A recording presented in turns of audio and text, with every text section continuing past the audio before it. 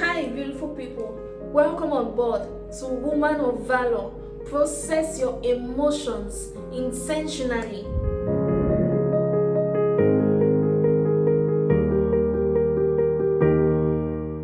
I uploaded on my social media pages asking y'all which emotion y'all would want me to talk about next, and majority won the vote. So today I would like us to talk about emotional attachment.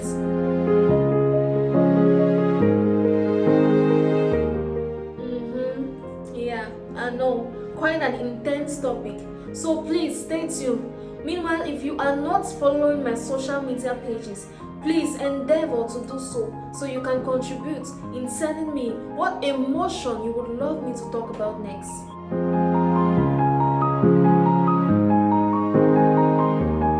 So back to today's topic. What is emotional attachment? Attachment develops when needs for companionship, intimacy, validation, or anything else goes unfulfilled.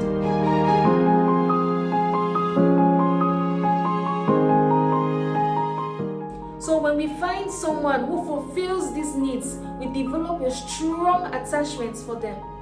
Each and every one of us have needs, and there is nothing wrong in wanting your needs to be met. However, you should be able to meet up those needs for yourself. Depending 100% on someone else to complete you will bring serious trouble for both parties.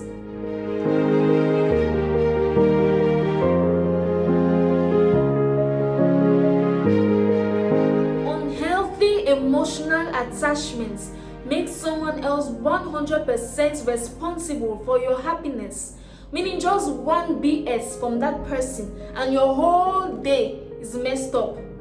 So how do we break the chains of emotional attachment? How do we break loose from these habits?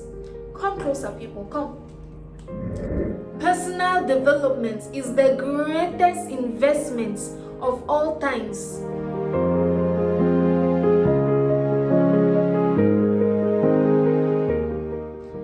We are so quick to pour into others. We are so quick to highlight other people's bad behaviors. But have you worked on yourself? Have you worked on that character? Have you dealt with that bad habits? Have you dealt with that anger issues? Have you dealt with that low self-esteem? Have you dealt with the lack of confidence? We'll be having a lot of issues on our own, yet expecting to have beautiful relationships, expecting our relationships to flourish when we have not taken our time to do the self-work.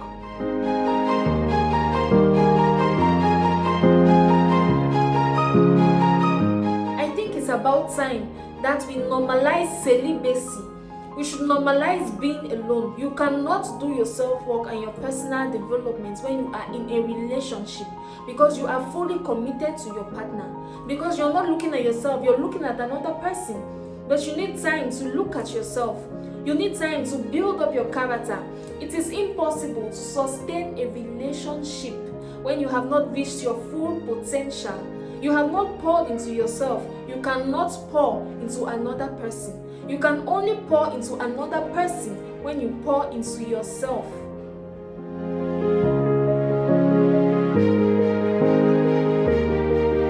So we come to the realization that we have emotional attachment issues when we are running away from doing self-work. We are running away from being alone. We are running away from personal development. Some people will rather be in abusive relationships. They will rather be in toxic relationships than to be alone.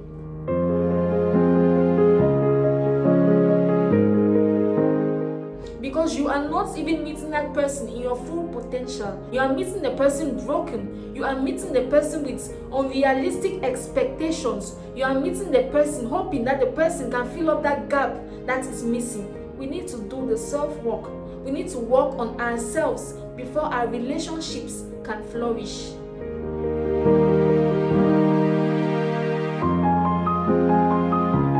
It is funny how nowadays relationships have become a getaway from many things.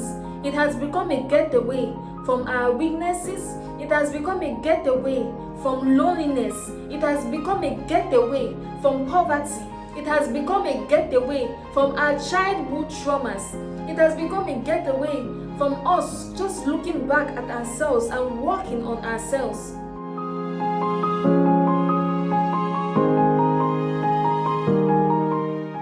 Now, before some of you come here to talk about childhood traumas don't exist, let me give you a case scenario.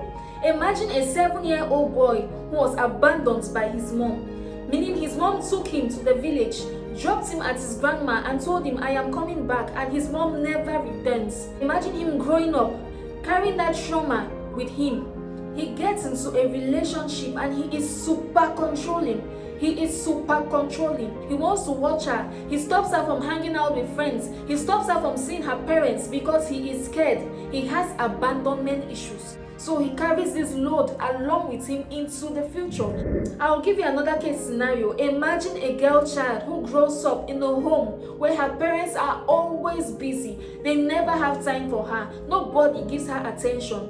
Now, when that child starts getting into her teens and men start wooing her, the person who gives her attention will have his way easy with her, because that is already something she is lacking. It's already something that she wants. She did not get it from her parents, so she needs someone to fill the gap.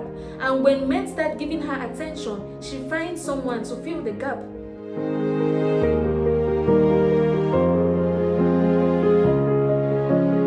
So we cannot say that childhood traumas don't exist, because they do exist.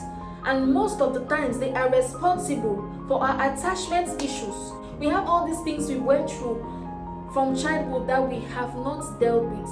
It portrays in the way we relate with people. That is why we should not be the kind of people that say, "That's the way I am, take me like that." No, you can always be better. You work on it so that you can do better.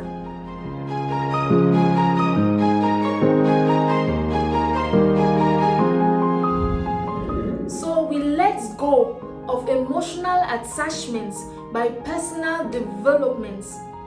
Because when you're busy in line with your life's purpose, when you're busy working on your character, when you're busy building your personality, building your confidence, building your self-esteem, it is easy to let go of all attachments, because you understand that they don't serve you. That it is not necessarily because they are bad people. It was probably just not meant to be. So you appreciate the good times and you go with the lessons with your head up high as you work on yourself daily to become a better person. Instead of focusing on that emotional attachment and hunting for another partner to fill the gap, work on yourself. Imagine as a woman getting into a relationship with low self-esteem, you will die. Insecurity will kill you. Another girl passes by the table where you and your man are seated and you're giving her eyes when she hasn't done nothing to you.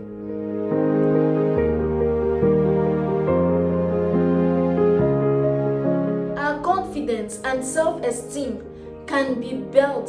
So don't sweat it if you're dealing with self-esteem issues or you're dealing with confidence issues. Don't sweat it. Just take out time for yourself.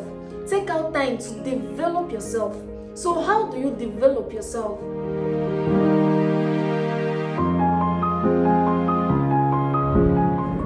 You develop yourself by assessing yourself, by knowing your strengths and knowing your weaknesses, so that you can know what part exactly needs to be improved. When you take out time to study yourself, it makes it easy for you to manage yourself better. It makes it easy for you to know your weaknesses so that you can know what parts needs to be adjusted.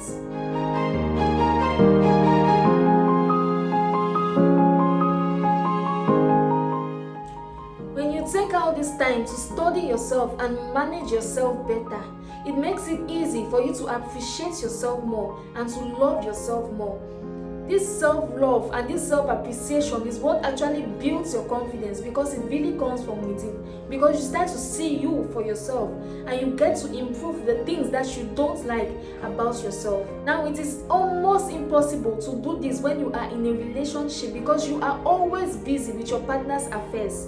You are always looking at someone else. That is why we need to make use of our time alone. That is why we need to take out time intentionally and not just rush into relationships when we have not done this self-work.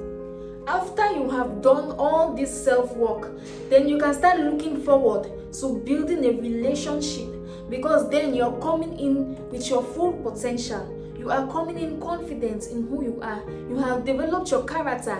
You have developed your career. You have built your self-esteem. You have built your personality. So you know that you are the prize.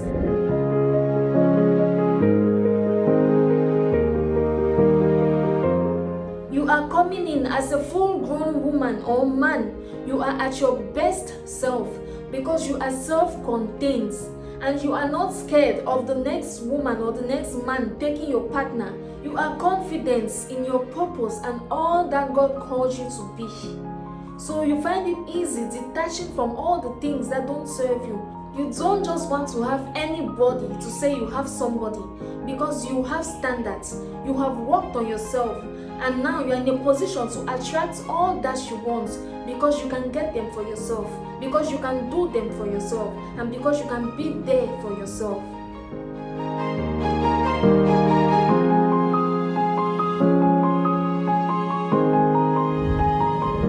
There is power in self-containment, and self-containment only comes after personal development.